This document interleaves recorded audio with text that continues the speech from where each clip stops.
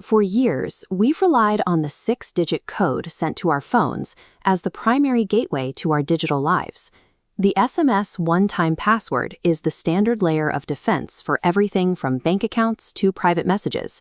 But that mechanism has a fatal design flaw.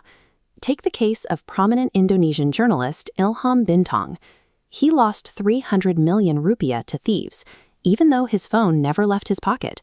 The funds were drained right as he was preparing for a major Australian vacation. He didn't drop his device in a taxi.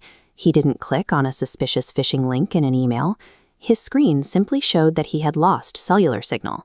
That missing signal meant his actual phone number had been hijacked straight from the telecom network's own infrastructure. If a user can do everything right, never sharing a password, never losing a device, and still lose their entire savings, the foundation of mobile security is deeply broken. This attack is known as a SIM swap. It doesn't rely on complex coding to break into your phone. Instead, it uses social engineering, fueled entirely by massive data leaks. In Indonesia alone, a leak exposed over 3.1 billion SIM registration records. Criminals scrape this data, cross-referencing names, phone numbers, and national identity numbers, or NIKs, to build comprehensive profiles of their targets. Armed with your personal details, a fraudster walks into a telecom outlet. They pretend to be you, answer the basic security questions using your leaked data, and claim their SIM card is lost or damaged. Convinced by the stolen data, the telecom employee hands over a new SIM card to the hacker, which instantly deactivates the physical hardware inside your phone. While you're staring at a no service warning in the top corner of your screen, your digital identity is booting up on a device hundreds of miles away. By relying on statted, easily leaked information to verify who you are, telecom companies have inadvertently become the weakest link in the financial security chain. With control of your number, the hacker immediately opens your banking apps and requests a password reset.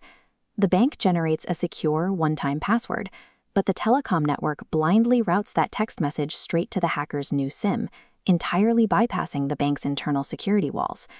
Before you can even find a Wi-Fi connection to figure out why your phone isn't working, the hacker has emptied your accounts.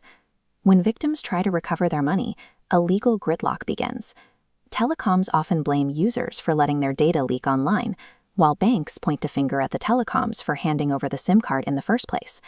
This abstract from an Indonesian journal examines personal data protection for SIM cards. It highlights how recent laws, specifically Indonesia's UPDP and Financial Services Authority regulations, are shifting the legal standard toward risk-based liability. The text notes that banks and telecom providers are required to guarantee the security of their systems. If their protocols fail to stop a fraudulent swap, they can be held directly responsible for the financial loss.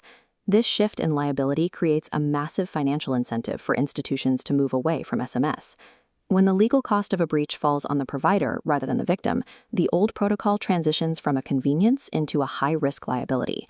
To stop these attacks, the security industry is replacing text messages with a two-pronged approach: proactive network intelligence and physical biometrics.